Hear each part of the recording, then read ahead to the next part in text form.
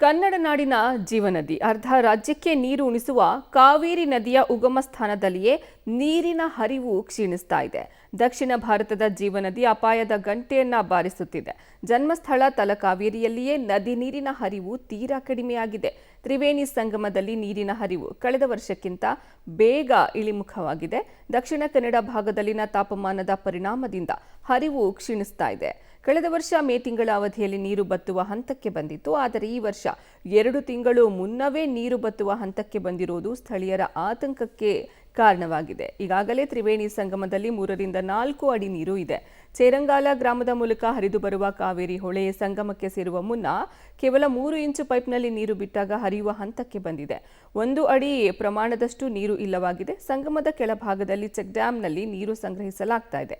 ಕಟ್ಟೆ ಕಟ್ಟಿರೋದ್ರಿಂದ ನೀರು ಹರಿತಾ ಇಲ್ಲ. ಇದರಿಂದಾಗಿ 3 ರಿಂದ 4 ಅಡಿ ನೀರು ಸಂಗಮದಲ್ಲಿ ಇದೆ. ಹೀಗಾಗಿ ದೂರದ ಊರುಗಳಿಂದ ಆಗಮಿಸುವ ಕಾವೇರಿ ಭಕ್ತರು ತ್ರಿವೇಣಿ ಸಂಗಮದ ಪರಿಸ್ಥಿತಿಯನ್ನ ಕಂಡು ಬೇಸರವನ್ನ ವ್ಯಕ್ತಪಡಿಸುತ್ತಿದ್ದಾರೆ.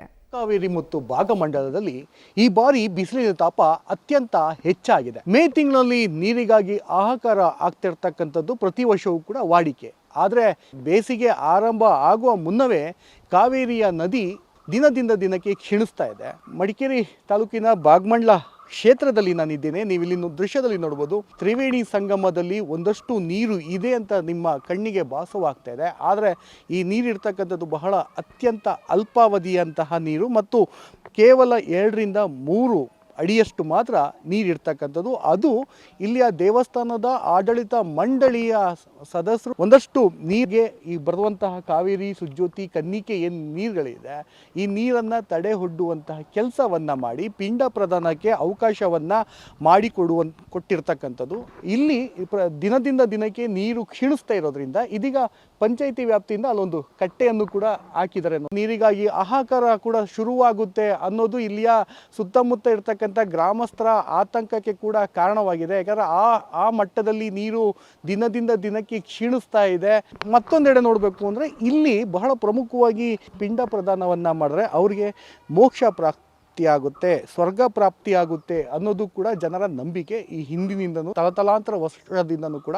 ಹೀಗಾಗಿ ಸಾಕಷ್ಟು ಜನರು ಪಿಂಡ ಪ್ರದಾನವನ್ನು ಬರ್ತಾರೆ. ನೀವು ಇಲ್ಲಿ ನೋಡ್ಬೋದು, ತ್ರಿವೇಣಿ ಸಂಗಮದ ಕಾವೇರಿ ಹರಿಯುವಂತಹ ಬದಿಯಲ್ಲಿ ಹಲವಾರು ಜನರು ಕೂಡ ಒಂದು ಪಿಂಡ ಪ್ರದಾನಕ್ಕೆ ಬಂದಿರತಕ್ಕಂಥದ್ದು. ನೀರು ಸರಾಗವಾಗಿ ಹರಿದು ಹೋದರೆ ಪಿಂಡ ಪ್ರದಾನಕ್ಕೂ ಕೂಡ ಸಮಸ್ಯೆ ಉಂಟಾಗಬಾರ್ದು ಅನ್ನೋ ಒಂದೇ ಒಂದು ಕಾರಣಕ್ಕೆ ಇದೀಗ ದೇವಸ್ಥಾನದ ಆಡಳಿತ ಮಂಡಳಿ ಮತ್ತು ಪಂಚಾಯಿತಿಯವರು ಒಂದು ಕಟ್ಟೆಯನ್ನು ಹಾಕಿರ್ತಕ್ಕಂಥದ್ದು. ಒಂದು ರೀತಿ ಕಾವೇರಿ ಏನು ಈಗ ಬೇಸಿಗೆ ಕಾಲ ಆರಂಭ ಆಗ್ತಾ ಇರ್ತದೋ ಅದಕ್ಕಿಂತ ಮುಂಚೆನೇ ಇವತ್ತು ತಾನು ಹುಟ್ಟುವಂತಹ ನೆಲದಲ್ಲೇ ಕ್ಷೀಣಿಸ್ತಾ ಇರ್ತಕ್ಕಂಥದ್ದು ಮಾತ್ರ ಕುಡಿಯೋ ನೀರಿಗೂ ಕೂಡ ಒಂದು ರೀತಿ ಹಾಹಾಕಾರ ಉಂಟಾಗುವ ಸಾಧ್ಯತೆ ಇದೆ ಅನ್ನೋದು ಕೂಡ ಅವರ ಆತಂಕಕ್ಕೆ ಕಾರಣವಾಗಿದೆ ಅಂತಲೇ ಹೇಳ್ಬೋದು.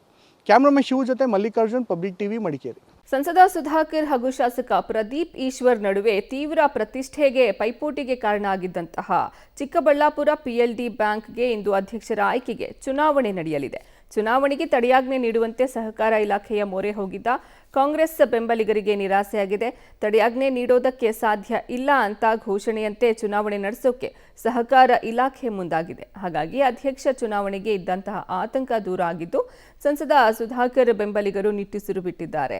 ಇತ್ತೀಚೆಗೆ ಸಂಸದ ಸುಧಾಕರ್ ಹಾಗೂ ಶಾಸಕ ಪ್ರದೀಪ್ ಈಶ್ವರ್ ನಡುವೆ ಪ್ರತಿಷ್ಠೆಗೆ ಕಾರಣ ಆಗಿದ್ದ ಪಿಎಲ್ಡಿ ಬ್ಯಾಂಕ್ನ 13 ಕ್ಷೇತ್ರಗಳ ಚುನಾವಣೆಯಲ್ಲಿ 12 ಕ್ಷೇತ್ರಗಳಲ್ಲಿ ಸಂಸದ ಸುಧಾಕರ್ ಬೆಂಬಲಿಗರು ಜಯಭೇರಿಯನ್ನ ಬಾರಿಸಿದ್ದಾರೆ.